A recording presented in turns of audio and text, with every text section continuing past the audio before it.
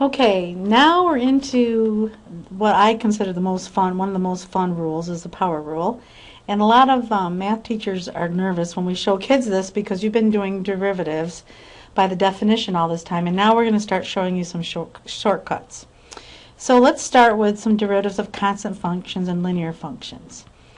The derivative of a constant function, if f of x equals c, then the derivative of f with respect to x of that constant is 0. So basically this is saying the derivative of a constant function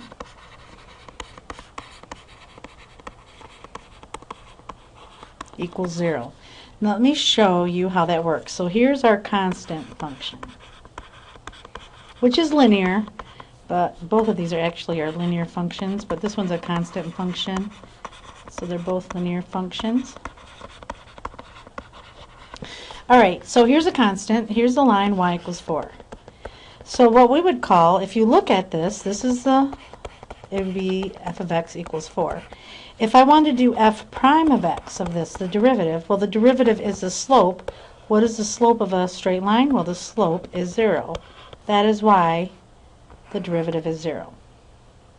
And notice I'm saying f prime of x equals 0. So any constant, any number that you have, if you take the derivative of a constant, you're always going to have 0 because the slope is 0. Well, here's a derivative of the linear function. So let's look down here. So here it says if f of x equals k, then f prime of x equals 0. So now let's look at this linear function here. The derivative of f of x equals b plus mx. So we have y equals b plus mx. Alright, and if the derivative is slope, if I knew what the slope of this would be, then that would be the derivative of this. So let's find this equation. So I know it crosses at 6, so I have y equals 6 plus mx. I know the slope is negative, so I'm going to stack and rack a couple points. I always pick the intercept, so I have 0, 6, and 3, 0. If I do the slope of that, it's delta y over delta x. So that's going to be 6 minus 0 over 0 minus 3, or the slope is negative 2. So the equation of our line is 6 minus 2x, and if I were going to do if I want to know the derivative of this, I know because the slope is negative 2, then the derivative is always the slope. So if this is f of x equals 6 minus 2x, then f prime of x is just going to be negative 2 because the slope is constant the whole way down. Okay? So that's just a couple of special cases that if you know you have a line, you can look at the slope and that would be the derivative. And here if you have a straight line or a constant, if you will, the slope is 0. Now let's talk about the general power rule. And the power rule version is this: the derivative with respect to x of x to the n. So we're going to be talking with things with powers. We're going to talk about fractional powers. We're going to talk about negative powers.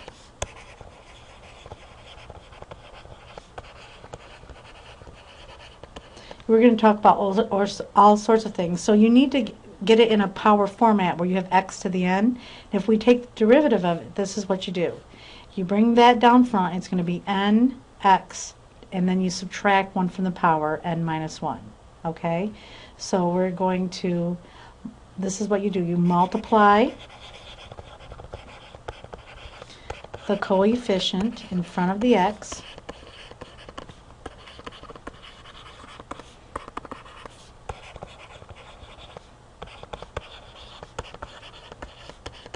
by the power, and then you subtract 1 from the power. This is the shortened rule of all those derivatives you guys were doing. Okay? So let's look at this. I have f of x equals x to the n. Then f prime of x is we're going to take n multiplied by whatever's in front, so it's going to be n x, and then subtract 1 from my power. So that is the power rule.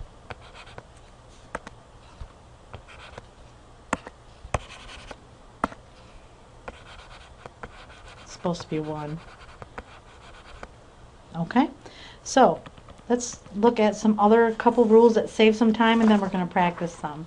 So these two rules saves a lot of time. One is this one here, that if I have a differentiable function of x and c is a constant, if I have a constant in front of a function, I can always bring the constant out front and then take the derivative of my other function.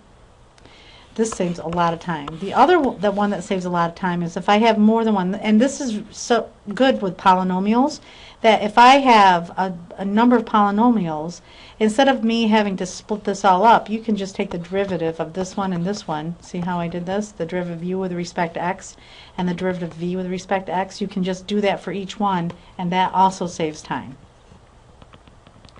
So in other words, the derivative with respect to x of two functions, whether you add or subtract them, you can just take the derivative of each one of them and add and subtract them.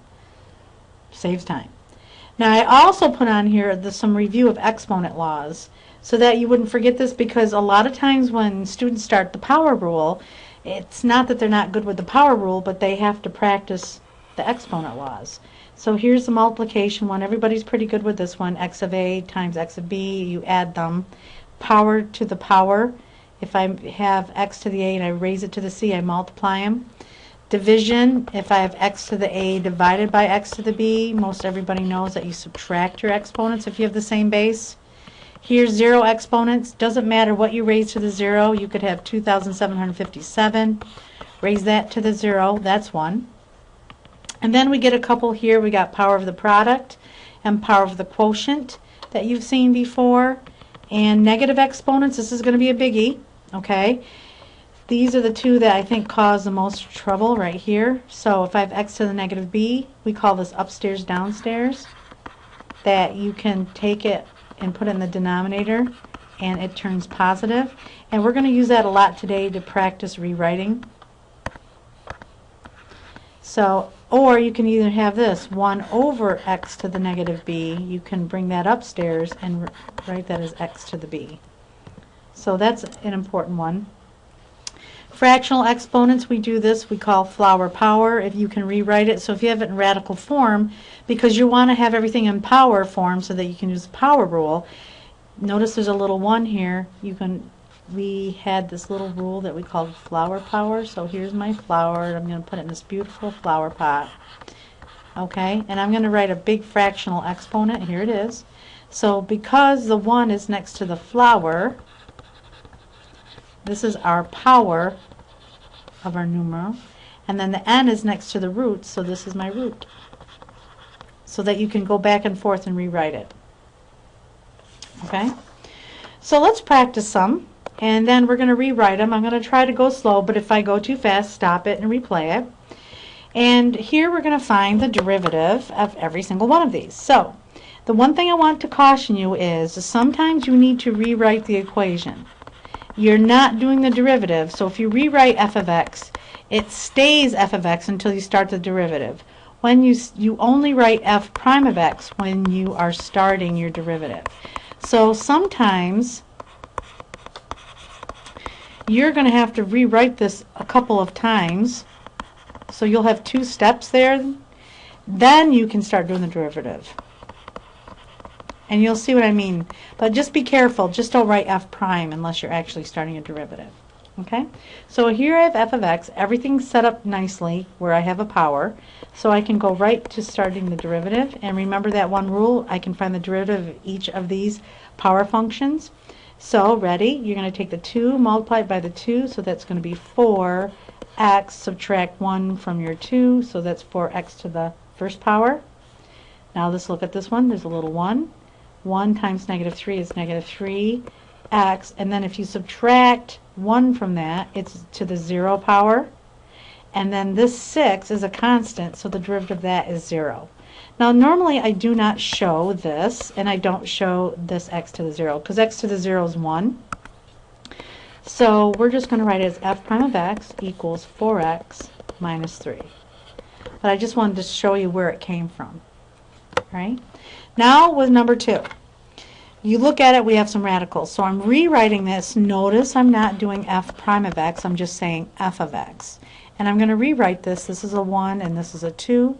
So I'm going to rewrite it as x to the 1/2. There's my power, then my root, minus 7x to the 6. Now that I've rewritten it, I can now start the derivative. Now watch what you do. You're going to do 1/2 times a 3, so that's going to be 3/2 x. And then when I subtract 1 from here, I want to show you this. I, in my head, really kind of subtract 2 over 2 in my head. I use the same denominator. So if I have 1/2 minus 2/2, this is negative 1/2. Then I'm doing this one. 6 times 7 is minus 42. Subtract 1 from that, x to the 5th. So I have this written like here, and this is the derivative, but now we're just going to go and rewrite it the other way to get used to with positive exponents. Though this is x to the negative 1/2, so I can take it down and put it down with the 2, and I also know that I can write it as radical x. So this is going to be 3 over 2 radical x. This was negative, so it can go down next to the 2, and it's really square root of x, minus 42 x to the 5th. Okay? All right, let's try another one. And you can stop this at any time and try them yourself, and then turn this back on and see if you can do it. Now this one, again, I'm going to rewrite it because I have radicals there, and I want to write it in power form. So a couple things I want to show you. This is really 1/2, and I can move this up with that and make that as x to the 1/3 because there's a little 1 here. So I can really write this as 1/2 x to the 1/3. Now let me erase that so you can see that again. Ready? Here's our 1/2. I moved this up and I changed it to a fractional exponent. Minus 9, if I move this up and get it ready, wouldn't that be 9x to the negative 2? So all I did was rewrite it. It's not the derivative. Now I'm going to start the derivative, do f prime of x equals 1/3 times 1/6. The 1's get multiplied, the 2 and the 3, so that's going to be 1/6 x to the, now we got to subtract 1, so in my head I do minus 3 over 3, so it's x to the negative 2/3. Okay, I'm done with that one. Negative 2 times the negative 9 is plus 18, and I subtract 1, x to the negative 3. We're going to rewrite it, so f prime of x is going to be, right, now this is negative, it's going to go down by the 6, and then we're going to write it as a radical, 1 over 6, okay, cube roots of x squared, flower power root, plus 18, that can go down over x cubed. Okay, the next one, f of x, we have a radical here, but it's a coefficient, so we don't have to change it. This one we have a power function too, and if you will, think of that as a negative 1/5 times x to the 5th, and we have pi. So let's just rewrite it to make this a little bit nicer. I have radical 3 x to the 7th minus 1/5 x to the 5th plus pi. Now we're going to start our derivative. So 7 times radical 3 is 7 radical 3. Subtract 1, x to the 6. Minus 5 times 1/5 is 1. Okay? X, subtract 1, x to the 4th. I'm just not showing the 1. Okay? And then I have plus pi, and pi is a constant. Okay? So now this is done. 7 radical 3 x to the 6, there's really no other way to write it. So remember the derivative of pi, because pi is 3.14, the derivative is 0. Okay, let's try number 5. Okay, I got a radical here, so I could rewrite that. So I'm going to rewrite this radical. I'm going to bring that up, and I'm going to leave that as a fraction, and I'm going to bring that up. So let's look at it. So I have f of x equals 5x to the 1/2, I rewrote that, minus 10x to the negative 2, I brought it up, plus 1/2 x to the negative 1/2 because I changed that to a fractional exponent, and then I brought it up. F prime of x is going to equal, ready, 1/2 times 5 is 5/2, x, subtract 1, which is 2 over 2 in your head, to the negative 1/2. Now I do negative 2 times negative 10, so that's plus 20 x. Subtract 1 to the negative 3. Multiply these two, minus 1/4 x, and subtract your 1 to the negative 3/2. There's my derivative. Let's write it a different way. So f prime of x is going to be 5 over 2 radical x, because I can move that down there and make it positive and change it to a radical, plus 20 over x cubed, because I can move it down and make it positive.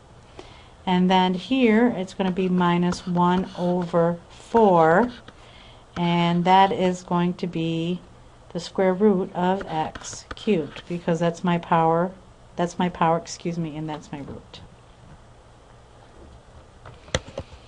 Okay, number 6. I look at it, it's all set. I see there's a radical up here, but I try to give you different ways that you could see this. So I do 3 times 0.1, which is 0.3, x, subtract 1, x squared, plus radical 2 times 2 is 2 radical 2, x, and then I subtract 1, and the only way you can write that is radical 2 minus 1.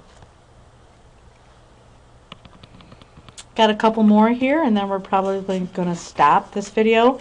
I just wanted to get ready with the algebra. So here we have looks like a quotient, but you can rewrite this as dividing each of these terms. So like here, I can divide this term by x and this term by x, because we want to get it so it looks nice to do the power rule. And that's the first power, so that's really x squared plus 7x to the negative 1. See how I split it up and then I rewrote it. It's a nice way to do this. Now I can do the power rule. 2x to the first, and you don't even need to show the first, minus 7x to the negative 2, because I subtracted 1. So f prime of x is going to equal 2x minus 7 over x squared. Now see if you can do this one here. Shut the video off if you have to. I'm going to keep going. So I'm going to split it up.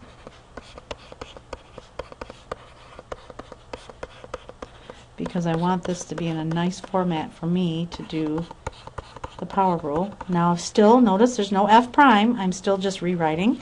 So x squared over x squared is 1. Plus, it turns out to be 5 over x, because there's one x on the bottom, minus 1 over x squared. And we can even write that again. Still, we're not doing the derivative. 1 plus 5x to the negative 1. I'm going to bring it up. Minus minus just x to the negative 2, because if I bring it up, it'd be x to the negative 2. Now I'm starting the derivative. So the derivative 1 is 0. Negative 1 times 5 is negative 5x to the negative 2. 2 times negative 1 is positive 2x to the negative 3. And then I'm going to rewrite it. So f prime of x equals negative 5 over x squared plus 2 over x cubed. So here's an introduction to the power rule. Don't be worried if you're not as fast as I am. I've been doing this a lot longer, and we're going to practice a lot more of these in class.